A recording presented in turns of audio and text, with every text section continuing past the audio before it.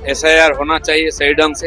उसको क्यों ये प्रूफ करने होगा कि वो इंडियन सिटीजन है। तो सरकार को तोड़ ताड़ करने के लिए बंगाली काफी है। देश में SIR को लेकर अब राजनीतिक जंग अपने चरम पर पहुंच गई है। केंद्र सरकार ने इसे मतदाता सूची की समीक्षा और पारदर्शिता के नाम पर लागू किया है, लेकिन विपक्षी दल इसे लोकतंत्र पर हमला करार दे रहे हैं। उत्तर प्रदेश, पश्चिम बंगाल, तमिलनाडु और अन्य 10 राज्यों में इस प्रक्रिया की शुरुआत के साथ ही विवाद भी गहराने लगा है।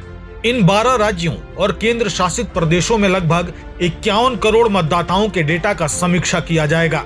सरकार का दावा है कि यह प्रक्रिया मतदाता सूची को सही बनाएगी, लेकिन विपक्ष का कहना है कि इसके जरिए चुनाव को प्रभावित करने और विपक्ष समर्थक वोटरों को हटाने की साजिश रची जा रही है। पश्चिम बंगाल में इस विवाद ने सबसे ज्यादा राजनीतिक उबाल पैदा किया है। मुख्यमंत्री ममता बनर्जी ने SIR के खिलाफ सड़क से सुप्रीम कोर्ट तक की लड़ाई छेड़ दी है।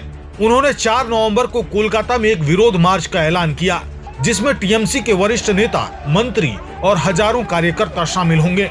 ममता बनर्जी और उनके भतीजे अभिषेक बनर्जी ने खुलकर केंद्र सरकार पर हमला बोला है। उनका कहना है कि SIR के जरिए केंद्र राज्यों की स्वायत्तता पर हमला कर रहा है और चुनावी प्रक्रिया को राजनीतिक रंग देने की कोशिश की जा रही है। ममता ने कहा, हम बंगाल के लोगों की आवाज हैं। केंद्र चाहे जितना दबाव डाले, हम इस तानाशाही के खिलाफ खड़े होंगे।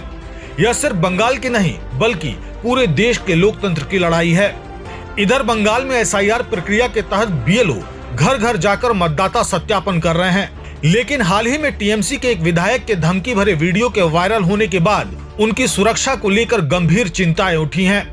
राज्य प्रशासन ने 3 नवंबर को सभी जिलों को निर्देश दिया कि BLO को पूर्ण सुरक्षा प्रदान की जाए, ताकि वे बिना भय के यह प्रक्रिया पूरी कर सकें। इसी तरह दक्षिण भारत में भी इस मुद्दे ने सियासी हलचल मचा दी है। तमिलनाडु के मुख्यमंत्री MK स्टालिन ने केंद्र पर गंभीर आरोप लगाते हुए सुप्रीम कोर्ट में याचिका दाखिल की है।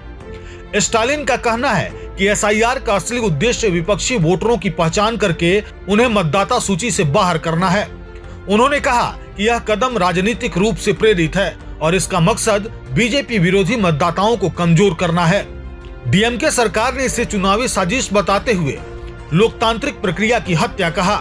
स्टालिन ने कहा कि जब तक सुप्रीम कोर्ट इस पर स्पष्ट फैसला नहीं देता, तब तक उनकी सरकार SIR प्रक्रिया को पूरी तरह लागू नहीं होने देगी। उधर चुनाव आयोग की एक उच्च स्तरीय टीम 5 से 8 नवंबर के बीच पश्चिम बंगाल का दौरा करेगी। यह टीम अलीपुरद्वार, कूच बिहार और जलपाईगुड़ी जैसे जिलों में जाकर यह देखेगी कि BLO और रिटर्निंग अधिकारी नियमों का पालन कर रहे हैं या नहीं। यह दौरा इस लिहाज से भी अहम माना जा रहा है क्योंकि केंद्र और राज्य सरकारों के बीच टकराव की स्थिति अब खुलकर सामने आ चुकी है।